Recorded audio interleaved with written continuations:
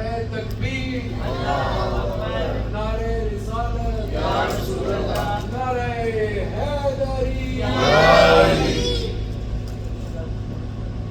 اعوذ باللہ من الشیطان الرجیم، بسم اللہ الرحمن الرحیم، الحمد للہ رب العالمین، الصلاۃ والسلام علی سیدنا و نبینا و حبیب قلوبنا و طبیب نفوسنا و شفیع ذنوبنا خاتم النبیین ابی القاسم محمد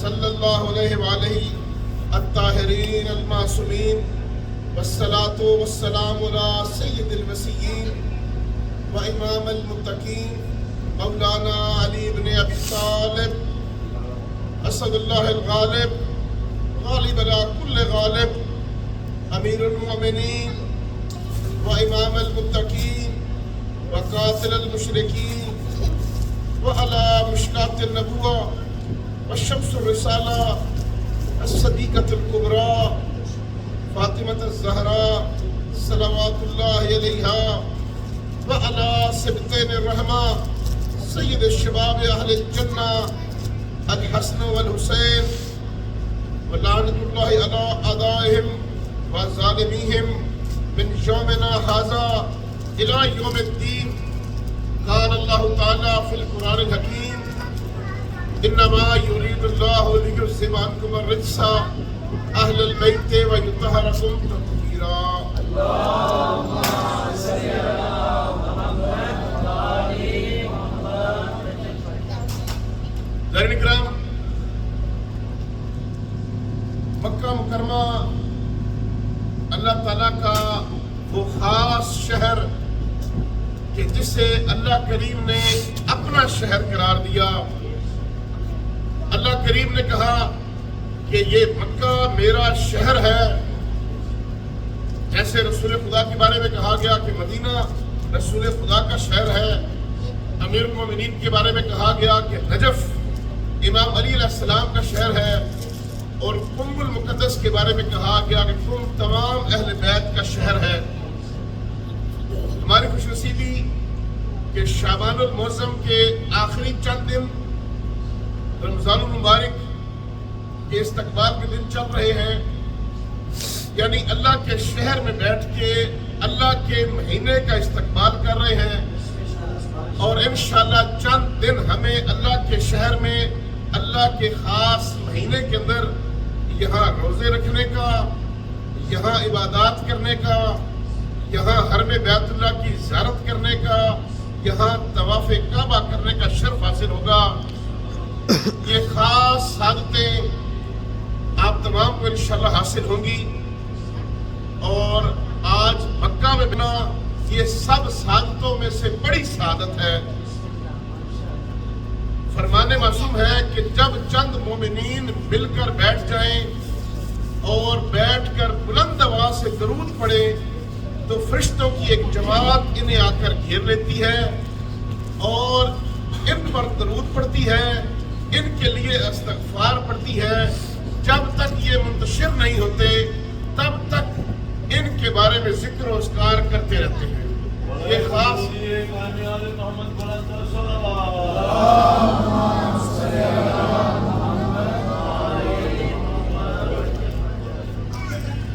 جانگرام، مکہ المکرمہ وہ خوبصورت شہر کہ جس شہر کے بارے میں جو چند ایک واقعات پیش ہوئے وہ آپ کو بیان کرنا بھی مقصود ہے کہ اللہ کریم نے پوری کائنات خلق کرنے سے پہلے اپنے پیارے حبیب حضرت محمد مصطفیٰ صلی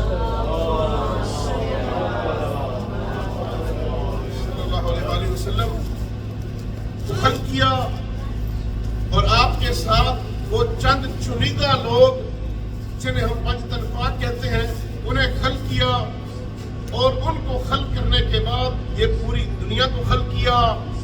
جب اللہ کریم اپنی ان برگزیدہ شخصیات کو خلق کرنے کے بعد انہیں زمین پر ان کے لیے کچھ شہر کا سوچا تو اللہ نے یہ مقدس شہر مکہ بنایا کہ جس شہر میں اپنا گھر بنایا، اس شہر کو اپنا شہر قرار دیا، اور پھر کہا کہ یہ وہی شہر ہوگا جہاں میرے حبیب کی ولادت گاہ بنے گی۔ انشاءاللہ کل ہم جب زیارات کے لیے نکلیں گے تو ہم وہ مقام بھی دیکھیں گے جہاں میرے آقا علیہ السلام کی ولادت ہوئی، اور جہاں ہمارے امام اول کی ولادت ہوئی اس کی زیارت پوری دنیا کرتی ہی ہے۔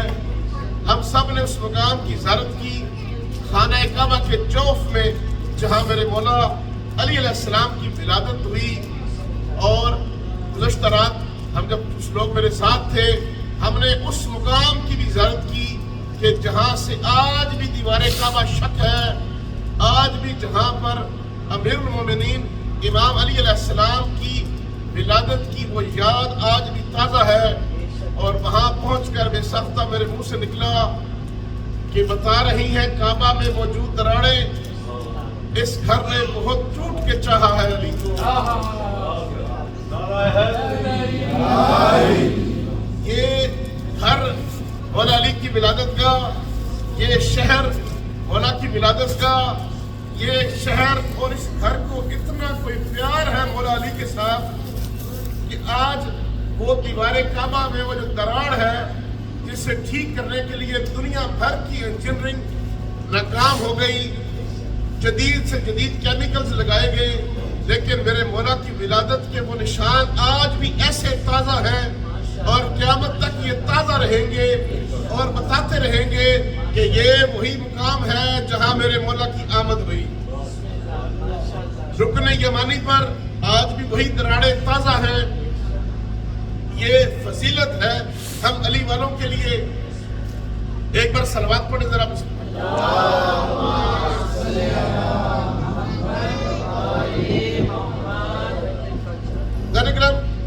یہ مقدس شہر میں مقدس لوگ آباد ہیں، یہ وہ نگری کہ جہاں پر ہم ارے جد ہم سب لوگ جو امت محمدی ہیں، ہم امت محمدی ہیں لیکن ملت ابراہیمی ہے۔ ہماری ملت ہمارے سید سردار جناب حضرت ابراہیم علیہ السلام نے اس شہر کو چنا، اپنے خانوادے کو لے کر یہاں پر آئے۔ وہ تھوڑا سا تذکرہ سنیں کہ اللہ کے یہ پیارے حبیب، اللہ کے یہ اولو العزم نبی حضرت ابراہیم علیہ السلام اور آپ کے گھر والوں کی وہ سنتیں جس کو ہم سب کے لیے فریضہ قرار دے دیا گیا۔ اللہ کے یہ پیارے نبی جن کی زوجہ حضرت سارہ تھی اور آپ فلسطین کے علاقے میں رہنے والے، اور آپ کی اولاد نہیں ہو رہی تھی کہ آپ کو حکم ہوا کہ حبیب شادی کرو۔ خود آپ کی زوجہ جناب سارہ نے اپنی ایک کنیز جن کا نام جناب ہاجرہ تھا ان کے ساتھ آپ کی شادی کروائی تو اللہ نے جناب اسماعیل عطا کیے۔ ادھر جناب اسماعیل پیدا ہوئے اور ادھر دوسری طرف جناب سارہ کو بھی امید لگ گئی جن کے بطن سے اللہ نے جناب اسحاق پیدا کیے۔ یہ دونوں برگزیدہ نبی جناب ابراہیم کی اولاد سے ہیں۔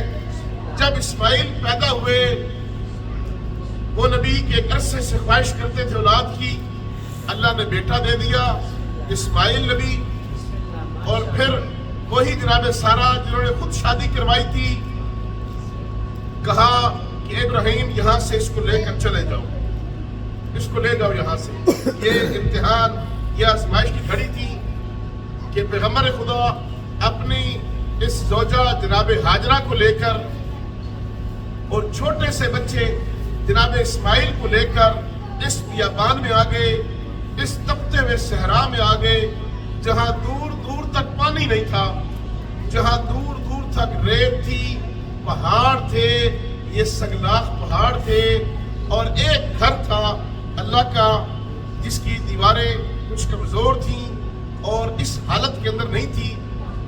تو اللہ کے نبی نے اپنے اہل خانہ کو، اپنی زوجہ اور اپنے بیٹے کو اس گھر کے پناہ کے اندر دے دیا، اور خود چلے گئے یہ کہہ کر کہ اللہ کے حوالے، اللہ کے سپرد کر کے اپنے اس فرزند کو اور اپنی زوجہ کو اللہ کے پیارے نبی چلے گئے دین کی تبلیغ کے لیے. اور جناب ہاجرہ چھوٹے سے بچے کے ساتھ ایک مقام پر پہنچی کہ پانی کو تلاش کیا جائے، نہیں تو بچہ بلک بلک کر مر جائے گا، پانی نہ ملا تو کیا ہوگا. اور آپ نے جناب اسماعیل کو ایک جگہ پہ رکھا اور پانی کی تلاش میں ایک پہاڑی سے کبھی دوسری پہاڑی جاتی، دوسری پہاڑی سے بے چین ہو کر پہلی پہاڑی کی طرف آتی، اور جہاں پر ڈھلوان تھی، وہ جو سبز لائٹیں جہاں آپ کو کہا گیا کہ یہاں پر دوڑنا ہے، وہ سبز لائٹوں والی جگہ پر ایک ڈھلوان سی تھی کہ اللہ کی یہ خاص کنیزہ جب یہاں سے گزرتی تھی تو بے ساختہ دوڑ پڑتی تھی. تو اللہ کا کچھ ایسا پسند آ گیا، کہا اے ہاجرہ قیامت تک یہاں آنے والے ہر حاجی پر یہ لازم قرار دے دوں گا کہ تیری طرح وہ یہاں پر آئے اور اس پہاڑی سے اس پہاڑی تک اسی انداز سے 7 چکر لگائے، کبھی دوڑ کر ایسے جائے، کبھی دوڑ کر ایسے جائے. دنیا بھر کے عظیم ترین لوگ، دنیا بھر کے نفیس ترین لوگ، دنیا بھر کے وہ نفیس مزاج لوگ جو شاید پانی کے گلاس بھی خود نہ پیتے ہو اٹھ کر، وہ لوگ کہ جنہوں نے کبھی آج تک کوئی کام نہ کیا ہو، ان کے لیے بھی حکم ہے کہ جب یہاں آؤ تو یہاں اس پہاڑی سے لے کر اس پہاڑی تک دوڑ کے جانا ہے، پھر واپس دوڑ کر آنا ہے، اور چلو ایسے جیسے میری کنیزہ چلی تھی. اللہ نے وہ سارے کام کروائے ہر حاجی سے جو جناب ہاجرہ نے کیے تھے.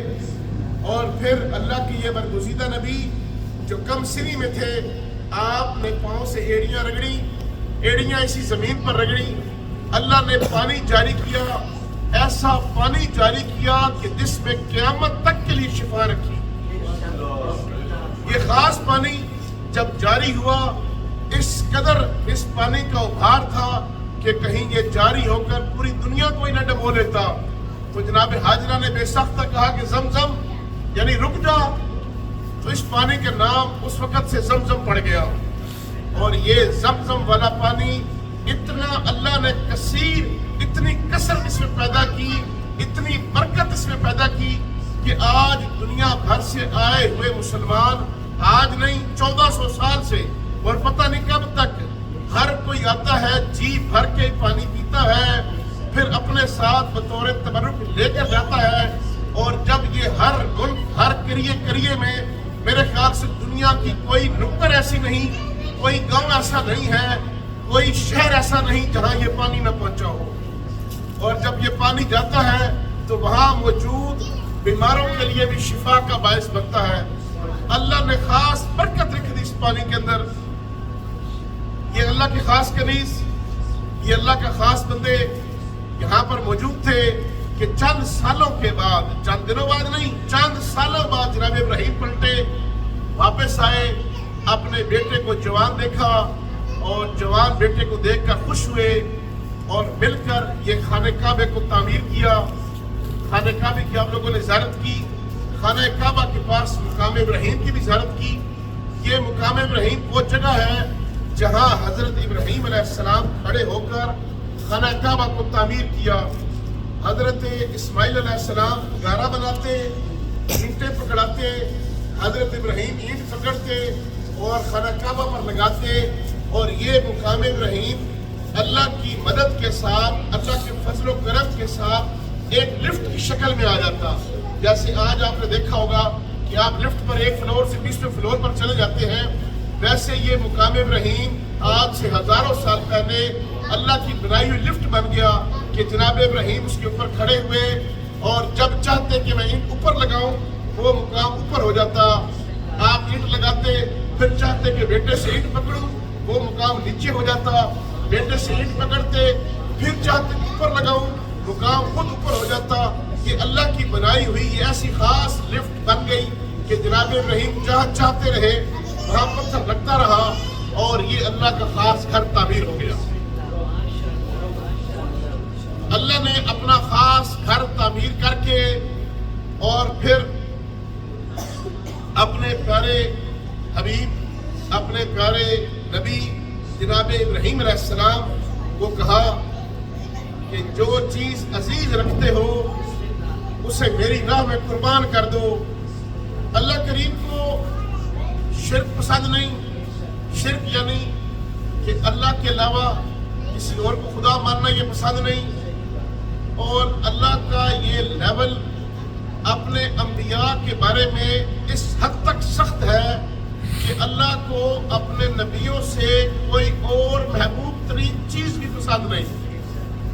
یہ کہنا پسند نہیں کہ کسی کی محبت کسی کے لیے اتنی بڑھ جائے کہ اللہ چاہتا ہے کہ اس کا امتحان لوں، اس کا امتحان لوں اور یہ بتاؤں کہ اصل محبت کا مرکز، اصل عقیدت کا مرکز، اصل خلوص کا مرکز خدا تعالیٰ کی ذات ہے۔ باقی جو کچھ بھی ہے یہ خدا تعالیٰ کے لیے قربان ہونے کے لیے ہے، یہ خدا تعالیٰ کے لیے سر مسجود ہونے کے لیے ہے۔ اللہ کریم نے جہاں جہاں اپنے پیاروں کو پایا ان کی آزمائش اسی طرح سخت لی۔ کیسی کیسی سخت آزمائشیں کہ جس جوان بیٹے کو دیکھ کر ابراہیم نبی خوش ہوئے، کہا کہ اپنی راہ میں میری راہ میں سے قربان کر دو۔ حضرت ابراہیم علیہ السلام چلتے ہیں اپنے بیٹے کے پاس، بیٹے کو کہتے ہیں کہ بیٹے مجھے اللہ کی طرف سے حکم آیا ہے، بتاؤ کیا کروں۔ جیسے ایک باپ بیٹے سے مشورہ کرتا ہے، بیٹا بھی نبی خدا جناب اسماعیل علیہ السلام نے کہا کہ اے بابا آپ وہ کریں جس کا آپ کو اللہ نے حکم دیا ہے، اور پھر کہا کہ اے بابا آپ مجھے صابروں میں سے پائیں گے، مجھے صابر پائیں گے۔ جناب ابراہیم علیہ السلام جناب اسماعیل علیہ السلام کو لے کر چلتے ہیں اور لے کر جا کر مینا کی وادی میں جاتے ہیں۔ انشاءاللہ کل آپ مینا کی وادی کو دیکھیں گے۔ مینا کی وادی میں جاتے ہیں اور مینا کی وادی سے ارادہ کرنے کے لیے جا رہے ہیں کہ چھری میرے پاس ہے اور میں اپنے بیٹے کو اللہ کی راہ میں قربان کروں گا۔ گھر میں ماں کو بھی نہیں بتایا کہ بیٹے کو کدھر لے کر جا رہا ہوں۔ قربان کی طرف جب جا رہے تھے تو راستے میں شیطان نے روکا۔ شیطان نے روک کر کہا کہ کدھر جا رہے ہو، اتنا خوبصورت جوان تمہارا بیٹا ہے۔ جناب ابراہیم علیہ السلام، وہ ابراہیم جو توحید کا سچا عاشق تھا، اٹھایا زمین سے پتھر اور اسی شیطان کو مارا کہ چل ہٹ، دور ہو جا، مجھے حکم خداوندی سے نہ روک۔ آگے چلے، پھر شیطان نے روکا، پھر پتھر اٹھا کے اس شیطان کو مارا۔ پھر آگے چلے، پھر شیطان نے روکا، پھر پتھر اٹھا کے شیطان کو مارا۔ اللہ کو یہ عذاب اتنی پسند آ گئی کہ قیامت تک آنے والے ہر حاجی پر یہ واجب قرار دے دیا کہ جو یہاں پر آئے ان تین شیطانوں کے پاس سے گزرے، ان تینوں شیطانوں کو پتھر مارے اور کس کس انداز سے مارے، پھر اس کی توجیحات آ گئیں۔ یعنی کہ جو کام اللہ کے اس نبی نے کیا وہ سارے کام ہمارے لیے بھی قرار دے دیے گئے۔ پہنچتے ہیں مینا جناب ابراہیم اور لٹاتے ہیں اپنے بیٹے کو۔ بیٹے کی آنکھ پر بھی پٹی باندھی جاتی، اپنی آنکھ پر بھی پٹی باندھ لیتے ہیں اللہ کے یہ نبی، اور پھر حکم خداوندی کے تحت اتنا بڑا یہ کام ہے۔ آپ ذرا سوچیں کہ اپنے جوان کڑیل بیٹے کو لٹا کے اس کی گردن کے اوپر چھری رکھ دینا اور یہ کہنا کہ اللہ تو اگر ایسے راضی ہے تو میں تیری رضا میں راضی ہوں۔ اس انداز سے اپنا بیٹا سمجھ کے اللہ کے نبی نے چھری چلا دی، اور چھری چلانے کے بعد اللہ وہ کہ جو نیتوں سے واقف ہے، انما الاعمال بالنیات، اللہ نے اپنے اس حبیب کی قربانی قبول کی اور کہا کہ اے حبیب ہم نے تیری قربانی قبول کی، او وفدینا بذبح عظیم، اور تیری اس قربانی کو ایک عظیم قربانی کے اندر تبدیل کر دیا۔ یعنی اللہ نے قربانی اس انداز سے قبول کی کہ کہا کہ اے ابراہیم آج اسماعیل کی قربانی کو مؤخر کرتا ہوں، تیری ہی نسل سے کچھ فخر اسماعیل ہوں گے جو رتبے کے لحاظ سے اسماعیل سے بھی بلند ہوں گے، ان کی قربانی لوں گا، اور تیری قربانی کو عظیم قربانی بنا دیا۔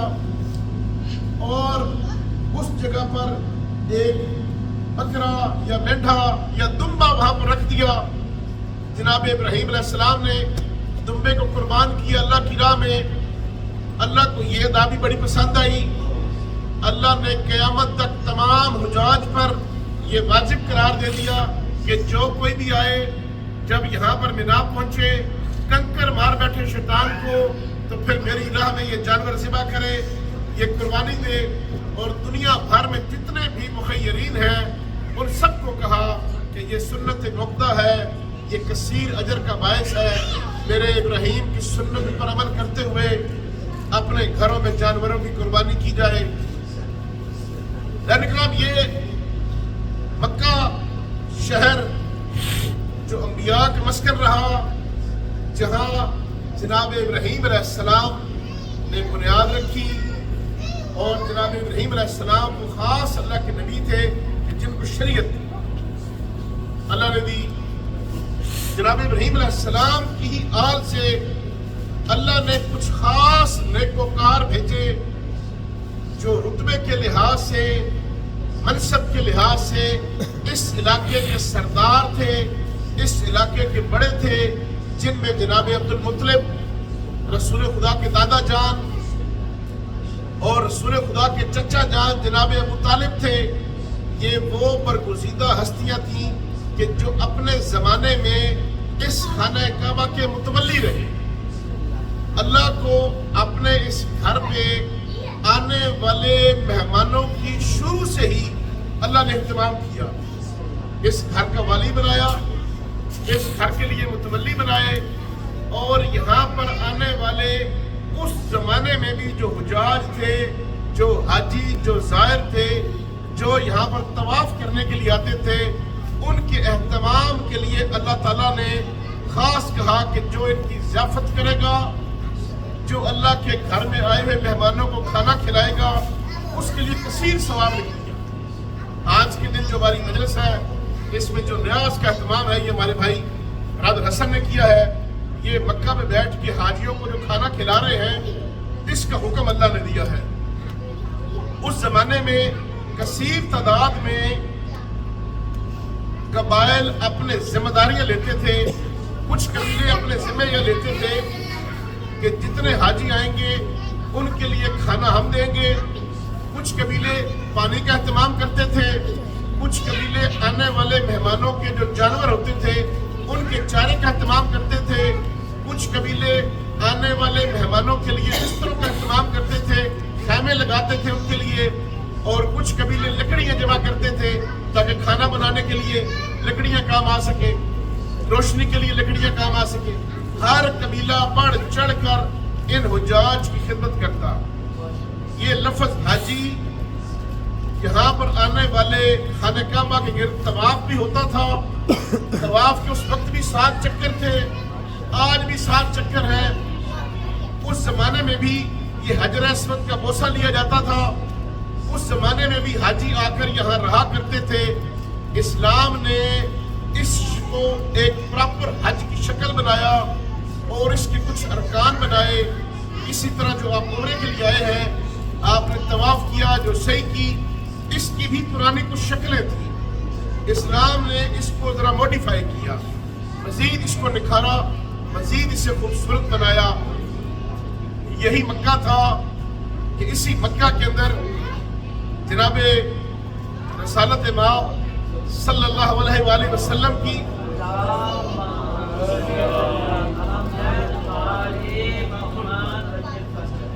ولادت باسعادت ہوئی. آپ کی ولادت باسعادت ہوئی. آپ کی ولادت یکم عام الفیل کو ہوئی. یہ عام الفیل کیا ہے؟ یہ اس وقت کی تاریخ تھی. یہ تاریخ کیسے بنی کہ ایک زمانہ تھا کہ جب اللہ کا دشمن, اللہ کے گھر کا دشمن ہاتھیوں کا لشکر لے کر اسی مقدس شہر پر حملہ آور ہوا اور اتنا نشے میں سرمست تھا, اس کا ارادہ تھا کہ بڑے بڑے ہاتھیوں کو لے جاؤں گا, اس خانہ کعبہ پر ہاتھی چلا دوں گا اور اسے مسمار کر دوں گا, یہاں رہنے والے تمام لوگوں کو مار دوں گا. اور وہ ابرہہ اپنا لشکر لے کر اسی مکہ سے کچھ فاصلے کے اوپر قیام پذیر ہوا. लश्कर का पड़ाव डाला। इंशाल्लाह कर हम मुकाम भी देखेंगे जहां इसका लश्कर मौजूद था। ये अबराहा इतना बदमाश किस्म का ये आदमी था, इसने अपने चंद गुंडे भेजे कि जाओ काबे के जो निगहबान हैं, काबे के पास जो सरदार हैं, इनके ऊंट छीन कर ले आओ। उस जमाने में यहाँ पर जो सोर्स ऑफ इनकम था वो ऊँटों को पालना, ऊँटों पर मार बर्दारी करना और तिजारत के लिए लेकर जाना ये था। और अगर किसी का मेन सोर्स ऑफ इनकम ही छीन लिया जाए तो ये बहुत बड़ी ज्यादती होती। जनाबे अब्दुल मुत्तलिब जो वाली काबा थे, जो निगहबान खाना काबा थे, अबराहा ने जाकर इनसे ऊँट छीन लिए। जनाबे अब्दुल मुत्तलिब ऐसे तौहीद के परस्तार चले गए अबराहा के पास, नहीं डरे, और अबराहा से जाकर कहा कि मुझे मेरे ऊँट वापस करो, मैं अपने ऊँट वापस लेने आया हूँ। अबराहा ने या उसके नुमाइंदे ने टोंट मारते हुए तनसन कहा जनाब अब्दुल मुत्तलिब को कि तुम तो बड़े निगहबान बने फिरते थे काबे के, तुम तो बड़े वाली हो खाने काबे के, खुद को मुतवल्ली कहते हो खाने काबे का, आज मैंने तुम्हारे ऊँट छीने हैं, ऊँट लेने आ गए हो। ये क्यों नहीं कहते हैं कि अल्लाह के घर को कुछ ना कहो? ये क्यों नहीं कहते कि उधर ना चलाना कुछ?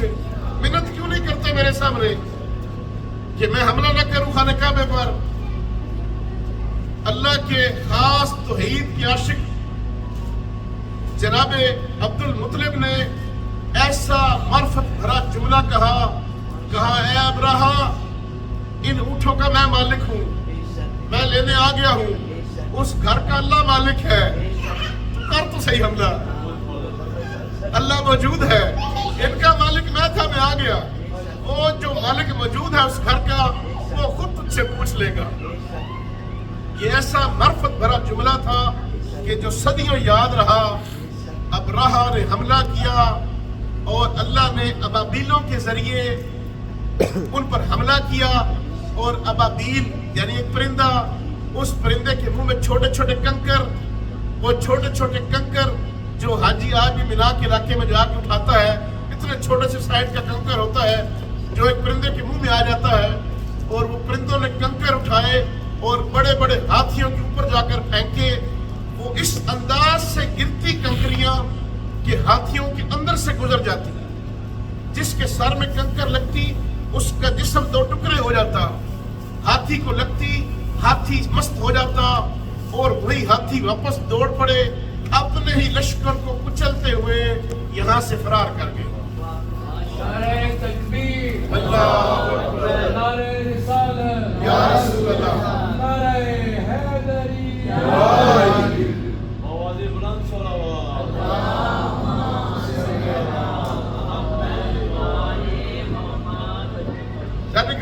इंशाल्लाह कल आप मुकाम को देखेंगे कि जिस मुकाम पर इन हाथियों पर अल्लाह ने अपना मुआवजा किया और उनके लिए अजाब जारी किया और ऐसी कंकर फेंकी कि जिससे वो पूरा का पूरा लश्कर यहाँ से फरार कर गया। ये जिस साल ये वाक़या पेश आया उसके हजारों साल बाद, सैकड़ों साल के बाद लोग उसकी तारीखें नोट करते थे कि आज वाक़या जो पेश आया ये उस हाथियों वाले वाक़ये से इतने साल बाद पेश आया। यानी कि तारीख का कैलेंडर बन गया, रेफरेंस पॉइंट बन गया कि जब भी कोई तारीख लिखता वो ये कहता कि हाथियों वाले वाक़ये से साल बाद की बात है, ये वाक़या हाथियों वाले वाक़ये से फलां दिन बाद की बात है। उसी साल यकम आमुल फील को रसूल खुदा की विलादत बाशहादत होती है। आप लोगों ने अक्सर पढ़ा होगा किताबों में कि यकम आमुल फील लिखा जाता है। रसालत इमाम की डेट ऑफ बर्थ यकम आमुल फील, वो आमुल फील यही थी, हाथी वाला साल। आम कहते हैं साल को और फील कहते हैं हाथी को। यकम आमुल फील यानी हाथियों वाले साल में ही रसूल खुदा की विलादत हुई। रसालत इमाम की विलादत भी कुछ ऐसा मुआवजा था कि वो जो कंकर मौजूद थे बड़े बड़े कैसर और कसरा के, वो गिर गए। वो जो आतिश कदा रोशन था फारिस के अंदर, जिसको कई हजार सालों से आग को मजीद भड़काया जाता था, रोजाना मनों के हिसाब से, टनों के हिसाब से उस आतिशकदे के अंदर लकड़ियां डाली जाती थी। उसकी इतनी हैबत और उसकी इतनी जलालत थी कि बिलों से उस आतिशकदे की हरारत आती थी। जैसे ही रिसालत माब की विलादत हुई, वो आतिशकदा खामोश हो गया, वो आतिशकदा बुझ गया जिसको जलाने के लिए सैकड़ों लोगों की ड्यूटियां थी। अल्लाह के मौजे से वो आतिशकदा भी बुझ गया, ठंडा पड़ गया वो आतिशकदा। ये मौजा था मेरे आका का दुनिया में आने का, और अल्लाह ने अपने इस हबीब को इस दुनिया में भेजा सरदार बनाने के लिए, ऐसी शरीयत भेजने के लिए जो क़यामत तक रहेगी। जनाब प्यारे हबीब की विलादत हुई। इंशाअल्लाह हम जब परसों जाएंगे, पैदल की ज़ियारत करेंगे, तो आपको रसूल खुदा का वो घर दिखाएंगे कि जिस घर में रसूल खुदा की विलादत बासादत हुई। यही वो घर था, यही वो जगह है मदीना कि जहाँ रसूल खुदा सल्लल्लाहु अलैहि वसल्लम को अल्लाह ने कहा कि यहाँ अपने आप को सादिक और अमीन कहलवाओ। रसूल खुदा इसी मक्का की सरजमीन पर रहे। यही वो सरजमीन है कि जहाँ पर सैयदुल अरब जनाब अबू तालिब अलैहिस्सलाम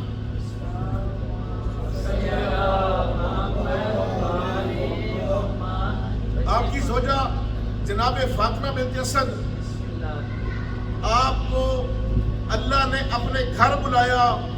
आपको आवाज आई कि ए फातिमा, जो तेरे वतन में मौजूद है ये ज़मीन और आसमां में सबसे अफजल है, और ए फातिमा मेरे घर की तरफ आओ। अल्लाह का ये खास घर जो अपनी अहमियत के हिसाब से किबला अव्वल बैतुल मुक़द्दस से कहीं ज्यादा अहमियत का हामिल है, उस घर में अल्लाह ने अपनी इस कनीज को बुलाया। और तारीख से थोड़ा सा जरा वाकिफ हो कि अल्लाह के घर का एक और पहले भी असलूब था कि जब कायनात की खास अल्लाह की कनीजा जनाब मरियम के वतन में जनाब ईसा थे, तब जनाब मरियम जब बैतुल मुक़द्दस के करीब थी तो अल्लाह ने कहा कि मरियम ये घर छोड़ दो, इस घर से दूर चली जाओ, ये खाना खुदा है, कोई सच्चा खाना नहीं, इस घर से दूर चली जाओ। और फिर अल्लाह का मिजाज कैसा तब्दील हुआ कि उस घर से भी अफजल घर के अंदर अल्लाह एक और खातून को कहता है कि आ मेरी बंदी, आ मेरी बंदी, इस घर के अंदर आ। बीबी आवाज सुनते हुए घर के करीब आई। घर के करीब पहुंचती हैं, देखा कि दरवाजा तो बंद है, देखा कि दीवारें हैं, कैसे अंदर आऊं। अल्लाह ने कहा परेशान ना होना, तेरे लिए एक नया दरवाजा खोलूंगा, ऐसा दरवाजा खोलूंगा जहां तेरे अलावा और कोई नहीं आ सकेगा। अल्लाह ने दीवारे काबा को शक किया। ये जो आज दरवाजा आपने रात को देखा, ज़ियारत आपने की खाना काबा की, उस दरवाजे की बिल्कुल पुष्ट पर अल्लाह ने दीवार को शक किया, यानी कि दीवार को तोड़ दिया। आप जरा सोचें, एक खातून जो ऐसी कैफियत में हो और सामने से दीवार गिर जाए, वो खातून पीछे की तरफ भागती है कि खतरा है, कोई चीज गिर रही है। लेकिन अल्लाह की इस खास कनीजा को हुक्म हुआ कि ऐ बंदी अंदर आ जा। बीबी खरामा चलते हुए अल्लाह के इस घर में आ गई। जैसे ही बीबी इस घर में आई, इस मंजर को काफी सारे लोगों ने अपनी आंखों से देखा कि अबू तालिब की जोजा यहाँ पास आई, कुछ पढ़ रही थी कि दीवारें काबा शक हुई। अबू तालिब की जोजा अंदर चली गई और फिर दीवार बन गई, दोबारा दीवार तामीर हो गई। ये कोई छोटी बात नहीं है। आज का मुल्ला अहमियत मौला अली कम करने के लिए कहता है, नहीं बीबी तो वैसे पास खड़ी थी, दीवार वैसे ही गिर गई और बीबी डर के अंदर चली गई। कोई अक्ल के अंदर जब कोई दीवार गिरती है डर के पीछे हटा जाता है, आगे नहीं जाया जाता। लेकिन ये पाक बीबी आगे गई और दोबारा दीवारें काबा तामीर हो गई। لوگوں نے یہ منظر اپنی آنکھوں سے دیکھا، پریشان ہو گئے، دائیں بائیں اطلاع کی کہ ابو طالب کی زوجہ اندر گئی ہے، ایسے ایسے دیوار شک ہوئی، اندر گئی، پھر دیوار بن گئی۔ لوگوں نے کہا کہ نہیں، ایسا کیسے ہو سکتا ہے؟ کہا ایسے ہی ہوا ہے، فلاں نے بھی دیکھا ہے، فلاں نے بھی دیکھا ہے، فلاں نے بھی دیکھا ہے۔ اس منظر کو مزید اطمینان کرنے کے لیے عرب کے مختلف سردار، عرب کے مختلف لوگ خانہ کعبہ کے ارد گرد آ کر خیمے بنا کر بیٹھ گئے کہ دیکھتے ہیں اب کیا ہوتا ہے۔ خیمے لگا لیے، وہی مطاف جہاں ہم لوگ طواف کرتے ہیں، اسی مطاف کے پاس آ کے خیمے لگا لیے اور کہتے ہیں دیکھتے ہیں اب کیا ہوتا ہے۔ 3 دن 3 راتیں جناب ابو طالب کی یہ زوجہ خانہ خدا کے اندر موجود رہی، خدا کے گھر میں خدا کی مہمان بنی، اور خدا تعالیٰ جنت سے ان کے لیے کھانے کا اہتمام کرتا، جنت سے ان کے لیے پینے کا اہتمام کرتا۔ اور 3 دن کے بعد عین جوف کعبہ میں، جوف کعبہ یعنی خانہ کعبہ کے سینٹر میں امیر المومنین کی ولادت ہوئی، مولود ہوا آپ کا، بالکل سینٹر خانہ کعبہ کے اندر۔ اس میں بھی خدا کی کچھ خاص حکمتیں تھیں۔ خدا چاہتا تو کسی ایک دیوار کے ساتھ ولادت ہو جاتی، یہ بھی سعادت کچھ کم نہیں تھی۔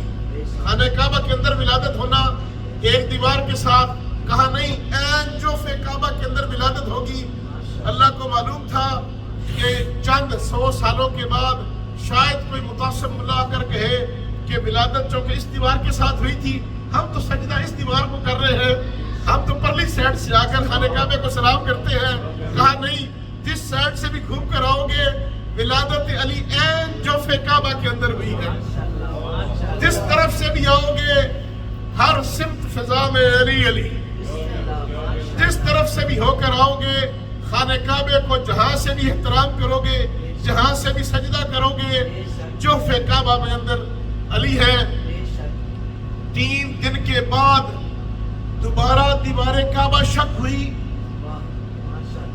اور یہ منظر پہلے چند تھوڑے لوگوں نے دیکھا تھا، اب تو لوگوں نے خیمے لگا لیے، اور تعداد دیکھنے والوں کی سینکڑوں بلکہ ہزاروں میں تبدیل ہو گئی۔ یہ بات پھیل گئی کہ دیوار شک ہوئی تھی، کوئی اندر گیا، دیکھنے کے لیے لوگ اکٹھے ہو گئے۔ اور پھر جب دوبارہ دیوار کعبہ شک ہوئی، بی بی اپنے ہاتھ میں مولود کو لے کر باہر آئی،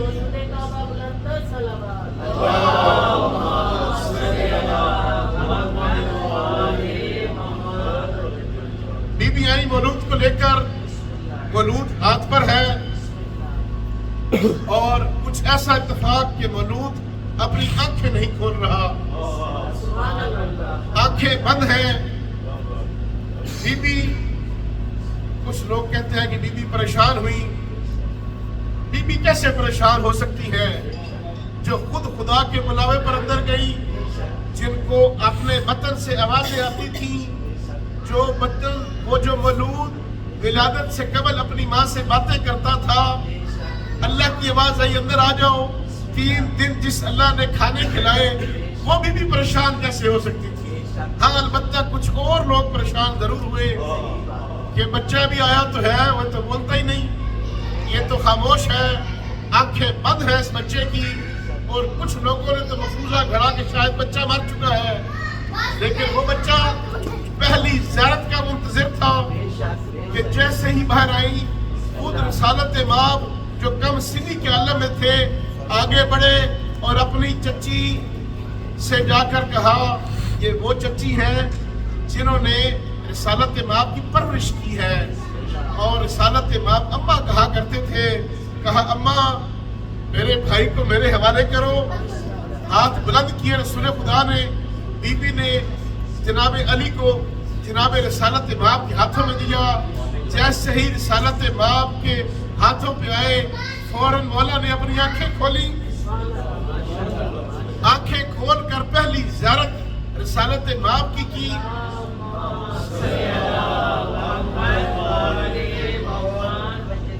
رسالت مآب کی زیارت کرتے ہی رسول خدا نے اپنی زبان امیر المومنین کی زبان میں دی، اپنی زبان کا لاب रसालत माब ने अमीरुल मोमिनीन की जुबान में दिया। ये एक किस्म की घुट्टी थी, लेकिन ये कोई आम घुट्टी नहीं थी, ये वो घुट्टी थी कि जिसके जरिए अल्लाह के दिए हुए सारे उलूम अल्लाह ने अपने इस खास वली के अंदर शिफ्ट कर दिए, और रसूल खुदा ने तमाम उलूम जो अल्लाह ने दिए थे उनको अपनी ज़ुबान रिसालत से मौला अली अलैहिस्सलाम की ज़ुबान में जारी कर दिए। और फिर ये वही मौजूद हैं। हाँ, अरब के अंदर, मक्का के अंदर एक रिवाज था। बच्चों, बात आप समझ आ रही है सबको? इन बातों से कोई बोर तो नहीं हो रहा जी? अरब के अंदर एक रिवाज था कि उस वक्त अबू जहल एक असदहा मौजूद था यहाँ पर, और उस असदहा के सामने हर मौलूद को लाया जाता था। हर नए पैदा होने वाले बच्चे को उस असदहा के सामने रखा जाता था, और अगर वो असदहा उस बच्चे को डंग मार दे और कत्ल कर दे, मार दे, तो ये समझा जाता था कि ये बच्चा हरामज़ादा है, ये अपने बाप का बच्चा नहीं है। रवायात बताती हैं अमीरुल मोमिनीन जो आगोश में थे, जो पंघूड़े में थे, वो पंघूड़े के अंदर जब आपके सामने उस असदहा को लाया गया, असदहा सामने आया, छोटा बच्चा, आप देखें कि कैसे बच्चा जो है वो सामने अपनी दोनों उंगलियों के साथ खेल रहा होता है। जैसे ही वो असदहा सामने आया, अमीरुल मोमिनीन ने अपनी दो नन्ही उंगलियों के साथ उस असदहा के मुंह में दी और अपने हाथों के साथ असदहा को चीर दिया। ये असदहा दो टुकड़ों में तब्दील हो गया। परेशान हो गया अबू जहल कि ये कैसा मौलूद है जिसने मेरा पैमाना तोड़ दिया, जिसने पैमाना ही तोड़ दिया। कहा, कौन सा पैमाना तोड़ दिया? ये तो सांप को तोड़ा है। कहा, ये पैमाना था जो हलाली और हरामी के अंदर फर्क किया करता था। तो किसी सियाने ने कहा कि आज से पैमाना तब्दील हो गया है, पहले सांप पैमाना था, अब पैमाना अली है। कि अली वो है कि जब जिसका जिक्र किसी के सामने किया जाए, अगर उसका चेहरा फूलों की तरह मुस्कुरा उठे, समझ जाओ हलाल ज़्यादा है। अगर उसके चेहरे पर बुग़्ज़ के आसार हो, समझ जाओ ये हराम ज़्यादा है। ये पैमाना उस वक़्त से लेकर आज तक और क़यामत तक के लिए मौजूद है। चमन चमन गली गली, अली अली अली अली, नगर नगर गली गली, अली अली अली अली। मौलाना हैदरी।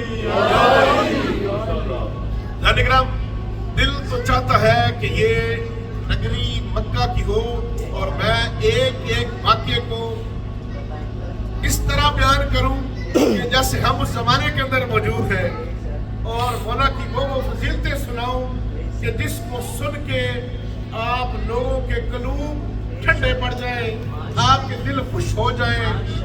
यही वो मक्का है, यही वो मक्का की गलियां थी कि जब रिसालत माब अपनी कम सीमी में, अपनी जवानी के अंदर इस गलियों से गुजरते थे। आप चूँकि बाकी बच्चों जैसे नहीं थे, आप चूँकि अल्लाह के ख़ास नबी थे। हमारा अकीदा है कि नबी आगोश मादर में भी नबी होता है। ये रिसालत माब जब गलियों में चला करते थे तो आपकी संजीदगी, आपकी बुर्दबारी, आपकी अखलाकियात को लेकर मोहल्ले के औबाश बच्चे, मोहल्ले के गुंडे बच्चे आप पर पत्थर मारते थे, आपको छेड़ते थे, आपको अज़ियत पहुंचाते थे, आपको तंग करते थे। कि रिसालत माब ने आके अपने चचा को शिकायत की कि बाबा, चचा जान, ये लोग मुझे तंग करते हैं। जनाब अबू तालिब सरदारों के पास गए और सरदारों को जाके ये बताया कि देखो, तुम्हारे बच्चे गलियों में खेलते हैं, मेरा भतीजा भी गली में आता है, तुम्हारे बच्चे मेरे भतीजे को तंग करते हैं, इसे मारते हैं, पत्थर मारते हैं, इन्हें पास करा लो। उन सरदारों ने कहा कि अबू तालिब, तू सैयदुल अरब है, अरबों का सरदार है। कहाँ अरबों का सरदार और कहाँ बच्चों की शिकायतें लेकर आ गए हो? छोड़ो यार, बच्चों की शिकायतें क्यों लगा रहे हो? बच्चों का मामला है, छोड़ दो। कहा ठीक है, बस यही कंफर्म करने आया था कि बच्चों का मामला है, छोड़ दिया। वापस आए घर में, आकर कहा अली आज के बाद जब मोहम्मद बाहर निकले अकेले न जाने पाए, आप साथ जाओ और मोहम्मद का दिफा करो। कम सिनी में अमीरुल मोमिनीन रिसालत माब के पीछे ऐसे चला करते थे जैसे एक बकरी के पीछे उसका बच्चा चलता है, बिल्कुल पीछे पीछे चलना। जहां रिसालत माब मुड़ते अमीरुल मोमिनीन पीछे मुड़ जाते। लेकिन एक ऐसा चौराहा आया कि जहां अरब के बदमाश बच्चों ने गुस्ताखी करने की जुर्रत की, रिसालत माब की तरफ बढ़े, आप पर बढ़ के पत्थर मारना चाहा, तो अमीरुल मोमिनीन ने कुछ इस अंदाज से दिफा किया अपने भाई का कि जिसको बाजू से पकड़ते इस तरह दीवार में फेंकते कि बाजू एक तरफ हो जाता, वो बंदा दूसरी तरफ गिरता। किसी को टांग से पकड़कर एक तरफ फेंकते, किसी को सर के बालों से पकड़कर एक जानिब फेंकते। रात में ऐसा मंजर हुआ कि किसी बच्चे की टांग टूट गई, किसी का बाजू टूट गया, किसी का सर फट गया, शदीद जख्मी हो गए ये अरब के बदमाश बच्चे। और अपने अपने बापों को लेकर जनाब अबू तालिब के घर आ गए और कहा ए अबू तालिब, ए सैयदुल अरब, ये क्या माजरा है? तुम्हारे छोटे बेटे ने हमारे बच्चों को इस तरह मारा है, इनका क्या हाल कर दिया? जनाब अबू तालिब ने खामोशी से बातें सुनी, फिर बड़े ही धीमे लहजे में कहा कि देखो ये तो बच्चों का मामला है, कहाँ तुम अरब सरदार और कहाँ बच्चों की शिकायतें लेकर आ गए हो। बड़ा समझ आ गई उन अरबों को कि ये आइंदा से ये हरकत नहीं करनी। इस अंदाज से जनाब अबू तालिब ने दिफा किया कि रातों को उठ उठ कर जनाब रिसालत माब के सोने की जगह तब्दील कर देते। 10 बेटे थे जनाब अबू तालिब के। आप अपने बेटों के बिस्तरों को रिसालत माब के बिस्तर से तब्दील कर देते कि अगर कोई हमला करने आए तो मेरा बेटा शहीद हो जाए, अल्लाह का नबी बच जाए। यही रिसालत माब अपने चचा के साथ सफर तिजारत पर जाते हैं।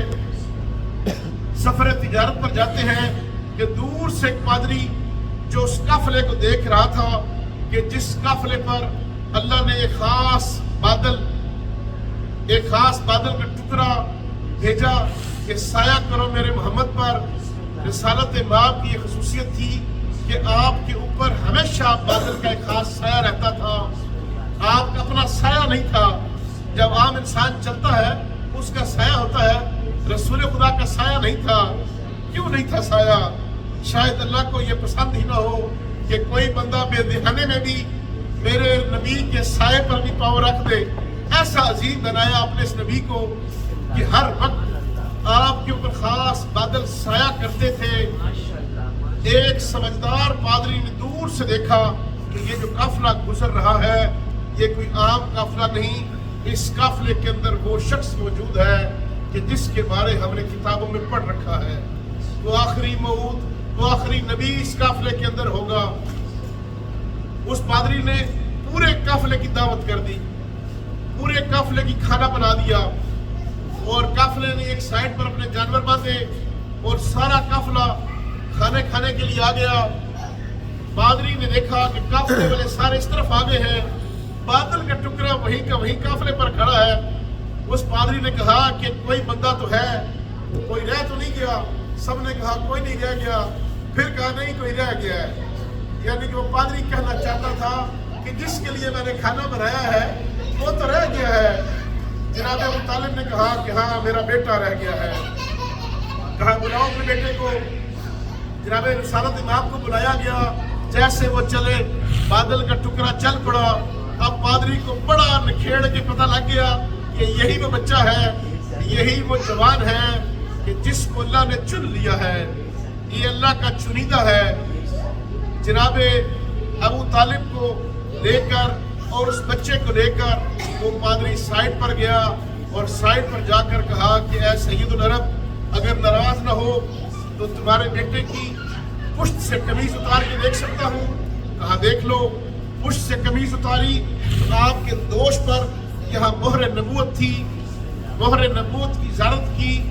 उस शख्स ने जैसे ही ज़ारत की फौरन कमीज से ढांप दिया और फिर जनाब अबू तालिब से कहा कि सच बताओ ये कौन है बच्चा? कहा मेरा बेटा है। कहा नहीं, हमारी किताबें कहती हैं कि ये बच्चा यतीम पैदा हुआ, ये यतीम है बच्चा।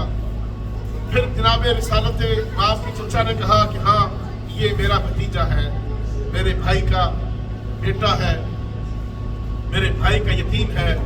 तो कहा कि ये बच्चा आम बच्चा नहीं, ये जवान आम जवान नहीं, जितना जल्द हो सकता है सामान तिजारत बेचो और यहाँ से फौरन घर चले जाओ।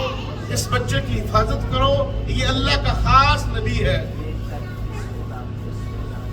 उस वक्त से लेकर और उससे पहले भी और बाद में भी जनाब अबू तालिब साए की तरह अपने इस भतीजे का दिफा करने लगे। रातों को सोते नहीं, पहरा देते कि मेरे भतीजे पर कोई आंच ना आ जाए। उठ कर अपने भतीजे का बिस्तर तब्दील करते कि कोई मेरे भतीजे पर आंच भी ना आए। इस तरह दिफा करने वाले ये अल्लाह के खास नुमाइंदे, ये खास अल्लाह के वो शख्स जिसके बारे में अल्लाह ने कुरान में कहा कि ए हबीब, हमने तुझे यतीम पाया और तेरी परवरिश की। यानी वो कारा खुदा, वो काम जो अल्लाह ने कहा कि यतीम को मैंने पाला है, वो अपने वाला काम जनाब अबू तालिब के सपुर्द किया और जनाब अबू तालिब ने कफालत की रसूल खुदा सल्लल्लाहु अलैहि वसल्लम की। मैं वक्त काफ़ी हो चुका है, इसको मुख्तसर करना चाहता हूँ, लेकिन दिल है कि मक्का के कुछ ख़ास वाक़यात आपको बयान कर दूँ और फिर इसको मुख्तसर कर दूँ। और इंशाअल्लाह भी हमारे दिन बाकी हैं। मैं चाहता हूँ कि 1 से 2 नशिस्तें हम मज़ीद यहाँ पर रखें और डिटेल के साथ इस वाक़यात को हम समझें, इस मक्का में आकर मक्का की मार्फत हासिल करें कि इसी मक्का की सरजमीन पर रिसालत माफ हुक्म हुआ कि ए हबीब, आज अपने करीबियों को दावत दो, आज सबको जमा करो और उन्हें खाना भी खिलाओ और उन्हें दीन की दावत भी दो। यही मक्का था, यहाँ पर घर था जनाब अबू तालिब का। जनाब अबू तालिब के घर के अंदर रिसालत माब ने अपने पूरे कबीले वालों को जमा किया। पूरे कबीले वालों को जमा करके आपने सबकी तवाज़ो की, बेहतरीन गोश्त बना, बेहतरीन दुम्बे ज़िबा हुए, सब ने शेर होकर खाना खाया। जैसे ही खाना खा चुके रिसालत इमाम खड़े हुए और खड़े होकर कहा कि मैं तुम्हें कुछ बात करना चाहता हूँ, कुछ पैगाम देना चाहता हूँ। उधर से अबू जहल खड़ा हुआ और अबू जहल ने खड़े होकर कहा कि हमने तुम्हारी बात नहीं सुननी। जैसे ये कहा कि बात नहीं सुननी, जनाब अबू तालिब ने कहा कि ठीक है, आज चले जाओ, कल फिर दावत है आप सबकी। अगले दिन दोबारा बकरे बने, अगले दिन दोबारा दावत का एहतमाम किया गया, दोबारा खाने खाए गए। जैसे ही रिसालत इमाम ने कहा कि मैं कुछ बात करना चाहता हूँ, फिर अबू जहल ने गुस्ताखी की और खड़ा हो गया और कहा, एक बार सलावत पढ़ लें।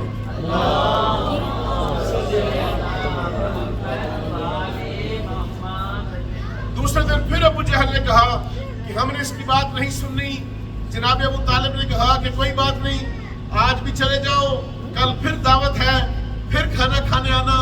तीसरे दिन ये सारे कुरैश वाले फिर आए, जनाब अबू तालिब के घर फिर खाना बना, फिर सब ने शेर होके खाना खाया। जैसे ही खाना खा के रिसालत इमाम खड़े हुए, कुछ कहना चाहते थे कि इधर से अबू जहल खड़े होने का इरादा कर ही रहा था कि अबू जहल के कंधों के ऊपर जनाब अबू तालिब ने जोर से अपना हाथ मारा और कहा कि रुक, बैठ जा, आज मैं देखता हूं कि कौन मेरे भतीजे की बात सुने बगैर जाता है। ऐसा दिलेराना जुमला कहा, ऐसी हैबत थी सैयदुल अरब के कलाम के अंदर कि अबू जहल भी बैठ गया और सारे के सारे कुरैशी भी बैठ गए। और फिर कहा, अबू जहल को बिठाने के बाद जनाब अबू तालिब ने कि मेरे भतीजे अब कहो जो कुछ कहना है।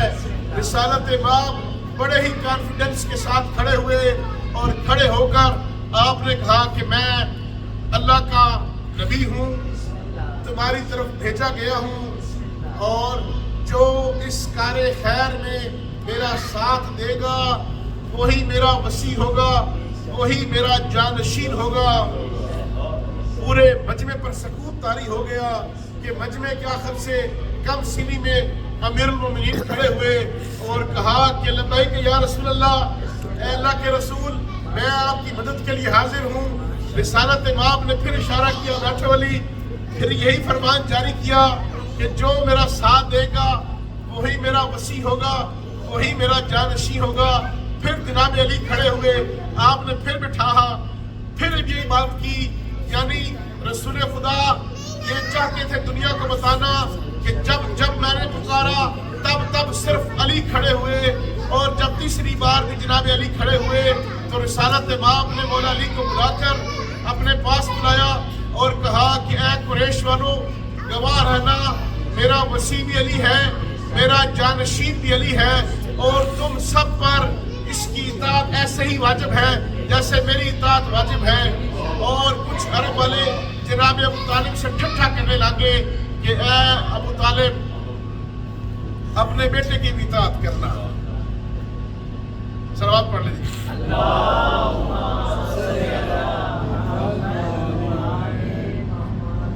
मेरे ख्याल से 1 घंटा हो गया। तुम्हारा कितना टाइम हुआ है? हो गया 55 मिनट हो गए। कितना टाइम? 45 मिनट। नहीं 55। रोज थोड़ी थोड़ी नशिश होगी। चले जी इंशाल्लाह अगली नशिस्त के अंदर मक्का वाले वाक़यात जो है, अभी तो मेरा दिल है कि मैं हज़रत खदीजा सुनाऊँ। हज़रत खदीजा ने क्या किया आप सुनाऊँ आपको। हज़रत से शादी कैसे हुई, हज़रत खदीजा कौन थी, इनका तारफ पर ही पूरी एक मजलिस में रख दिया। ठीक है, ये हज़रत आप अभी सिर्फ सुनिए कि हज़रत खदीजा वो है कि जो सिगतुल अरब है, मलिकतुल अरब, इतनी मालदार थी कि अरबों में से कोई अरबी इनका जो है ना वो शायद ऐसा मखलूक ना हो, इतनी मालदार थी। और इस्लाम 2 ही चीज़ों ने आबियारी दी है। एक इस्लाम को जनाब खदीजा कुबरा के वालिद वलद ने आबियारी दी है, और एक जनाब मुतालिब की औलाद की खून से आबियारी दी है। यानी कि ये 2 हस्तियाँ जिनका मक्का में गुजारात है जन्नतुल मौला में, एक जनाब खदीजा कुबरा जिन्होंने अपने माल से इस्लाम की आबियारी की, और जनाब मुतालिब जिन्होंने अपने खून के साथ इस्लाम की आबियारी की। ये 2 वही शख्सियात हैं जो इसी मक्का मुकर्रमा में। डायग्राम इंशाल्लाह डिटेल बहुत ज़्यादा है जो इन बातों को बयान करने के लिए है कि डिटेल के साथ हम बयान करें। यहाँ पर मौजूद सहाबा किराम का तस्करा करने को मेरा बहुत जी चाहता था। मेरा बहुत जी चाहता था कि मैं आपको मक्का और मदीना में बाद वफ़ात रसूल जो हालात फौरी तब्दील हुए वो क्यों तब्दील हुए, उनकी वजूहत क्या है, और जिन्होंने बाद वफ़ात रसूल इताअत नहीं की, क्या ये पहले हकीकी लोग थे और बाद में बदले नहीं, क्या ये पहले से ही ऐसे थे और इस मौके की ताक में थे, और ये किस अंदाज से पूरे हुए, और कैसा कैसा इन्होंने जुल्म किया रिसालत माप पर, उनकी आल पर, और आपके ख़ास सच्चे सहाबा पर कैसा कैसा जुल्म किया, आपके ख़ास चाहने वालों पर, और चुन चुन कर उन लोगों को चुना गया, उन लोगों को मारा गया कि जो अहले बैत के साथ वाले थे। यही मक्का की सरजमीन हो, यही मदीना की सरजमीन हो, इस सरजमीन पर कैसे कैसे क्या क्या होता रहा। मैं आज इंशाल्लाह बाकी सारी बातें अगली नशिस्त के लिए छोड़ता हूँ। अभी इसको चंद जुमले ज़िक्र मसाइल की बयान करके अपनी इस मजलिस को मुकम्मल करता हूँ कि ज़ाहिर किराम ये मक्का मुकरमा ये वो ख़ास अल्लाह का इज़्ज़त वाला शहर है कि मेरे मौला हुसैन अलैहिस्सलाम जब 28 रजब अल मुरज्जब 60 हिजरी को आप मदीना से अपने अहले खाना को लेकर मक्का की जानिब आए, मस्जिद शजरा से हराम बांध के आप मक्का आए। 3 शाबान को मक्का पहुँचे। मक्का पहुँच के आपने उम्रा किया, عمرہ کر کے میرے مولا مکہ میں ہی رہے. میرے مولا مکہ میں آ کر اپنی نانی جناب خدیجہ الکبریٰ کے گھر میں آ کر قیام کیا اور اپنی جدہ جناب خدیجہ الکبریٰ کے گھر میں قیام کیا. کتنا عرصہ قیام کیا؟ شعبان رہے، رمضان رہے، شوال میں رہے، ذیقعدہ میں رہے اور ذی الحج 8 تک میرے مولا اسی گھر کے اندر قیام پذیر ہوئے اپنی نانی جناب خدیجہ کے گھر میں. اور یہاں مولا بیٹھ کے ہر لمحے جو لوگ بھی عمرہ کرنے کے لیے آتے ان تمام قافلوں سے امام ملاقاتیں کرتے، ان کے چند چنیدہ لوگوں سے خواص کے ساتھ امام میٹنگز کرتے اور انہیں وہ لوگ یہاں پر جب آتے خانہ کعبہ میں اور انہیں اطلاع ملتی کہ امام حسین علیہ السلام مکہ میں موجود ہے تو وہ لوگ امام سے ملاقات کے لیے آپ کے پاس تشریف لاتے. جیسے آپ کے پاس تشریف لاتے امام آنے والے ہر قافلے کو بتاتے کہ میں مدینہ چھوڑ چکا ہوں، میں مکہ میں آ چکا ہوں اور میرا ارادہ دین کی رٹ کو قائم کرنا ہے. اور پھر مولا بتاتے کہ کیا تم دیکھتے نہیں ہو کہ حق پر عمل نہیں ہو رہا اور باطل سے روکا نہیں جا رہا. اور ایسے موقع پر ہر مومن کی یہ خواہش ہونی چاہیے کہ اللہ کے نظام کو نافذ کرے یہاں تک کہ وہ خدا سے جا ملے، یعنی کہ جامع شہادت کا نوش کر لیں. امام کوئی ڈھکے چھپے افراد میں یہاں پر نہیں آئے بلکہ امام یہاں پر آ کر اپنے اس پیغام کو ہر کسی کو بتاتے رہے. جتنے مہینے مولا یہاں پر رہے اتنے مہینے اتنے دن روزانہ امام یہاں بیٹھ کر آنے والے زائرین سے خطاب کرتے، آنے والے زائرین کو اپنا مقصد بتاتے اور دنیا بھر سے آنے والے جو سفیر تھے، آنے والے جو قاصد تھے ان کے خطوں کا جواب دیتے. اور امام حسین علیہ السلام یہی مکہ کی وہ سرزمین ہے کہ امام نے یہاں پر حج کے لیے احرام باندھا اور جب آپ نے دیکھا کہ یزید نے آپ کے قتل کے لیے یہاں پر حاجیوں کے لباس میں قاتلوں کو بھیج دیا ہے اور امام اگر یہاں مکہ میں ہی رہتے تو امام کا یہاں دفاع کرنا اس جنگل میں دفاع کرنے سے کہیں زیادہ بہتر ہوتا. یہاں رہتے تو امام یہاں پر رہ کر بہتر دفاع بھی کر سکتے تھے، لیکن کیوں یہاں سے گئے؟ وہ صرف اور صرف اس شہر کی حرمت کی وجہ سے. آپ نے کہا کہ میں نہیں چاہتا کہ میرے یہاں رہنے کی وجہ سے اللہ کے اس پاک گھر میں، اللہ کے اس پاک شہر کے اندر خونریزی ہو، یہاں قتل و غارت ہو، اس مقدس شہر پر بے گناہوں کے خون پڑے. میں نہیں چاہتا کہ اللہ کے اس شہر کا تقدس پامال ہو. اور 8 ذی الحج کو بندھا ہوا احرام توڑ کے یا حج والا احرام کو عمرے میں تبدیل کر کے مولا حسین اسی سرزمین سے جانے کا ارادہ کرتے ہیں. جیسے ہی میرے مولا جانے کا ارادہ کرتے ہیں بتاتے ہیں مولا عباس کو کہ عباس آج نیتیں تبدیل کر لو، ہم حج نہیں کریں گے. اس امت نے مجھے خانہ خدا کے حج سے بھی روک دیا ہے. یہ امت کا ارادہ ہے کہ مجھے یہاں ہی مار دیا جائے، یہاں ہی حاجیوں کے لباس کے اندر میرے قاتل موجود ہیں. یہ میری مقتل نہیں ہے، میں یہاں سے جانا چاہتا ہوں. اس وقت مولا سے اجازت لے کر مولا غازی عباس نے کہا کہ اے فرزند زہرا، اے فرزند رسول، مجھے اجازت دے کہ میں اسی خانہ کعبہ میں ایک خطبہ دوں، میں خطاب کروں. امام کی موجودگی کے اندر مولا غازی عباس کا یہ خطبہ کہنا یہ بڑا مشکل امر تھا.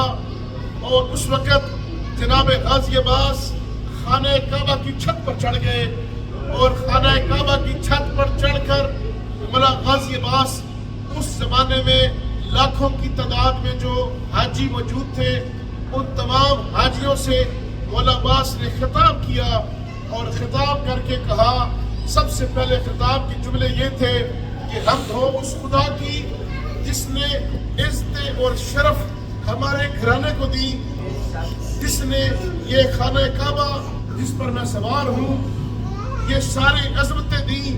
اور پھر کہا کہ تم آج اس حسین کی معرفت ہی نہیں رکھتے؟ تمہیں معلوم ہی نہیں یہ حسین کون ہے؟ یہ حسین جو اس کعبے کا طواف کرنے کے لیے آ چکے ہیں، یہ حسین ہے۔ نہیں تو کعبے سے پوچھو، اگر کعبہ چاہتا ہے کہ خود حسین کا طواف کرے، یہ اتنا بڑی عظیم ہستی ہے، اور تم کیا سمجھتے ہو اس حجر اسود کو بوسہ دے کے یہ حجر اسود خود خواہش کرتا ہے کہ میں حسین کو بوسہ دوں؟ تم کیا سمجھتے ہو تم یہ گھر چھڑوا رہے ہیں؟ تم یہ گھر چھڑوا رہے ہیں حسین سے؟ نہیں، یہ ان کی اپنی منشا ہے، یہ اپنی مرضی سے یہ گھر چھوڑ رہے ہیں۔ ایک بار مجھے حکم دے دے یہ مولا، میں ایک چکر لگاؤں کعبے کا، میں دیکھتا ہوں کون سا قاتل یہاں بچتا ہے، میں ان کے قاتلوں کو شام سے پہلے شام تک پہنچا دوں گا، میں ان پر جینا حرام کر دوں گا۔ لیکن یہ مشیت الہی ہے کہ ہم یہاں سے جا رہے ہیں۔ زائرین اکرام، یہ مکہ اتنا متبرک شہر ہے کہ حسین نے سفر کیا۔ یہ مکہ، یہ منا، یہ زمزم، یہ صفا اور مروہ اتنے بڑی جگہیں ہیں کہ جن کے بارے جب سید الساجدین اپنا کل کنبہ ذبح کروا کے دربار شام میں پہنچتے ہیں اور کہا جاتا ہے کہ اپنا تعارف کرواؤ، اور جناب امام سید الساجدین امام زین العابدین علیہ السلام جب ممبر پر جاتے ہیں تو ممبر پر جا کر بتاتے ہیں کہ اے لوگوں، اگر تمہیں میرا تعارف نہیں ہے تو میں اپنا تعارف کرواتا ہوں، میں ابن زمزم و صفا ہوں، میں ابن مکہ و منا ہوں، میں مکہ اور منا کا بیٹا ہوں۔ یہ کتنا بڑا مقدس شہر ہے جس کے اندر آپ زائرین موجود ہیں کہ ہمارے امام اس بات کو کہنے میں فخر کرتے ہیں کہ میں مکہ و منا کا بیٹا ہوں، میں زمزم و صفا کا بیٹا ہوں، میں اس شہر کا بیٹا ہوں، اور یہ شہر ہمارا ہے، اور میں رسول خدا کا بیٹا ہوں، میں حسین کا بیٹا ہوں، اور پھر اپنا تعارف کراتے ہیں۔ زائرین کرام، اپنے الفاظ کو سمیٹ رہا ہوں کہ یہ وہی مکہ کی سرزمین جہاں حکم خداوندی کو پورا کرنے کے لیے ایک نبی نے اپنے بیٹے کو قربان کرنا چاہا، اپنے آنکھوں پر پٹی باندھ لی اور اپنے بیٹے کو لٹایا، بیٹے کی بھی آنکھوں پر پٹی باندھی، ماؤں کو بھی نہ بتایا، اور پھر چھری چلائی۔ زائرین کرام، یہ وہی مکہ کی سرزمین ہے کہ یہاں ہونے والی قربانی کو اللہ نے بذبح عظیم قرار دیا، ایک عظیم قربانی میں تبدیل کر دیا، اور ایک ایسی عظیم قربانی آ گئی کہ وہاں پر جب فخر ابراہیم جناب امام حسین علیہ السلام نے اپنے فرزند جناب علی اکبر جو فخر اسماعیل تھے انہیں کہا کیا بیٹا ہمارا ہر قدم موت کی جانب بڑھ رہا ہے، تم موت کو کیسے چاہتے ہو؟ جناب علی اکبر نے کہا کہ بابا کیا ہم حق پر ہیں؟ اگر ہم حق پر ہیں تو کوئی پرواہ نہیں، ہم موت پر جا پڑے یا موت ہم پر آ پڑے۔ اور پھر جناب علی اکبر نے جو فخر اسماعیل تھے یہ نہیں کہا کہ بابا آپ مجھے صبر کرنے والا پائیں گے، آپ نے کہا کہ بابا آپ مجھے شکر کرنے والا پائیں گے۔ زائرین اکرام، ایک منزل صبر کی ہوتی ہے، اس سے بڑی منزل شکر کی ہوتی ہے۔ جہاں اللہ کے برگزیدہ نبی ابراہیم صبر کی منزل پر فائز ہوئے، وہاں فخر ابراہیم جناب مولا حسین شکر کی منزل پر فائز ہوئے، اور کہا کہ اے میرے اللہ تیری اس رضا پر راضی ہوں، تیرا شکر ادا کرتا ہوں، تیری رضا پر راضی ہوں۔ یہ مکہ میں موجود ماں کو پتہ ہی نہیں تھا کہ اس کے لال کو کدھر لے جایا جا رہا ہے اور کیوں لے جایا جا رہا ہے، لیکن یہ کربلا کی مائیں یہ کوئی ایسی عظیم مائیں تھی کہ پوری رات اپنے بچوں کو تیار کرتی رہی کہ دیکھو کل ہونی ہے عاشور، کل تم سب نے ہو جانا ہے شہید، دیکھو جب میدان کے لیے جانا ایک طرف پانی ہوگا ایک طرف جنگ ہوگی، خبردار بھول کر بھی پانی کی طرف دیکھنا بھی نہیں، جب تک حسین جب سے ہو تو پانی کی طرف نہ جانا اور جنگ کرنا اور زیادہ دیر تک لڑتے رہنا، اور جتنی دیر تک لڑتے رہو گے تب تک میرے مولا حسین کی سانسیں چلتی رہیں گی۔ ہر ماں اپنے بچے کو یہ سکھاتی رہی کہ موت کو گلے کیسے لگانا ہے۔ یہ مائیں جو جناب حاجرہ سے بھی جن کا منصب اس لحاظ سے بڑھ گیا کہ انہوں نے اپنی قربانی پیش کی، ماؤں نے اپنے ششماہے پیش کیے، ماؤں نے اپنے جواب پیش کیے۔ زائرین کرام، یہ قربانی میں ذبح عظیم کیسے ہوئی، کیسے عظیم قربانی کے اندر تبدیل ہوئی کہ وہ فخر اسماعیل جو اپنی شکل میں عین شبیہ تھا رسول خدا کی، اس کو جب میدان کی طرف بھیجنے لگے، مولا حسین نے کہا کہ مجھے کیا آج تمہاری طرف اس کو بھیج رہا ہوں جو سیرت اور صورت میں عین شبیہ رسول ہے۔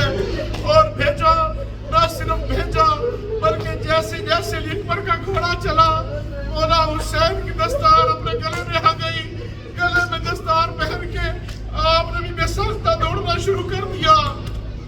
اور پھر حتیٰ جناب علی اکبر کو گرایا گیا، گرا کے آپ کے سینے میں برچھی کا پھل داخل کیا گیا، نیزے کو داخل کر کے نیزے کو کاٹ دیا گیا اور یہ کہا کہ بڑا صابر ہے حسین، دیکھتے ہیں کیسے برچھی نکالے گا۔ زائرین کرام، اس آسمان نے وہ منظر دیکھا کہ جیسے ہی مولا حسین اپنے بیٹے کی لاش پر آئے، ابھی چند قدم دور تھے کہ دوڑ رہے تھے اور بے ساختہ کربلا کی مٹی پر گر گئے، اپنے زانووں کے ساتھ چل کے حسین کی لاشیں علی اکبر کی لاشیں پر پہنچے اور لاشیں علی اکبر پر پہنچ کے اپنے ہاتھوں سے یہ برچھی نکالی۔ یہ وہ منظر تھا جب پورے ملائکہ، جب سارے انبیاء صف بنا کے دیکھتے رہے کہ یہ عظیم قربانی کیسے ہوتی ہے، اپنے جوانوں کو شہید کروا کے، اپنے مہمانوں کو مروا کے، اپنے دربانوں کو مروا کے یہ حسین اس منزل پر فائز ہوا کہ اپنی تلوار نے ہمیں دے کر کہا رضن میں قضائی و تسلیم لامر ہے، اے اللہ میں تیری تسلیم پر، میں تیری رضا پر راضی ہوں۔ اور اپنی مقتل گاہ کی طرف پہنچے حسین اور سر سجدے میں کیا اور کہا ہے میرے اللہ تو راضی رہ، اے میرے اللہ تو راضی رہ، یہ تیرا اسلام بچ جائے۔ حسین اپنا سب کچھ قربان کر چکا ہے کہ تیرا اسلام بچ جائے۔ اسلام بچ گیا اور گھر لٹ گیا۔ شبیر کا آخر زمانہ ہمارا اس مقدس سرزمین پر بیٹھنا، ذکر کرنا، تیرے پیاروں کا ذکر کرنا، تیرے انبیاء کا ذکر کرنا، تیرے معصومین کا ذکر کرنا اور کربلا والوں کا ذکر کرنا اپنی بارگاہ میں قبول و منظور فرما۔ اے کریم اللہ، ہمارا یہاں بیٹھ کے مکہ کی سرزمین میں آنسو بہانا ہمارے لیے نجات کا باعث قرار دے۔ اے کریم اللہ، تیرا ہی وعدہ ہے کہ جو غم حسین میں روئے یا رلائے یا رونے والی شکل بنائے، اس پر جہنم کی آگ کو حرام کر دوں گا۔ اور پھر تیرا ہی وعدہ ہے کہ مکہ کے اندر کیے گئے عمل، ہر عمل لاکھ سے اس کو ضرب دی جائے گی، لاکھ گنا اس کا اجر و ثواب بڑھ جائے گا۔ اے کریم اللہ، آج جو مجلس وفا کی، آج جو ذکر اذکار کیا اور جو ہمیں حسین میں آنسو بہائے، اے کریم اللہ اس سے ہمارے لیے تو شاخت قرار دے، ہمارے لیے باعث نجات قرار دے۔ انہی آنسوں کے سبب ہماری دعائیں قبول فرما، ہمارے باوجداد ہمارے مرحومین کی مغفرت فرما، ہمارے مریضوں کو شفا عطا فرما۔ اے کریم اللہ، کوتاہیوں سے کی ہوئی عبادت کو اپنی بارگاہ میں قبول و منظور فرما۔ اے کریم اللہ، ہم پہنچ چکے ہیں مکہ میں، تیرے خاص گھر کے پاس ہیں اور تجھے واسطہ دیتے ہیں اس حسین ابن علی کا کہ جس نے اس غربت میں تیرے شہر کو اس لیے چھوڑا کہ تیرے شہر کی حرمت بچ جائے، تیرے دین بچ جائے، تیرا اسلام بچ جائے۔ اے کریم اللہ، اسی حسین کا واسطہ ہے، ہماری دعائیں قبول فرما، ہم سے راضی ہو جا، ہم پر اپنی رضا فرما، ہمیں اپنی خوشنودی حاصل فرما، ہمیں محمد والے محمد کو وفادار بنا، ہمیں متمسک کے گھرانے کے ساتھ۔ اے کریم اللہ، دنیا ظلم و جور سے بھر چکی ہے، بھیج اس منتقم کرار کو، وہ آئے، ہم اپنے مولا کی زیارت کریں، اپنے مولا کی زیارت کر کے اپنی آنکھوں کو ٹھنڈا کریں اور مولا کے قدموں میں جائے شہادت نوش فرمائے۔ جان کرام، آج کی مجلس میں آپ اپنے تمام مرحومین کے لیے اور حسن بھائی نے جو ریاض کا اہتمام کیا ہے ان کی جملہ مرحومین کے لیے ایک بار سورہ الحمد اور 3 بار سورہ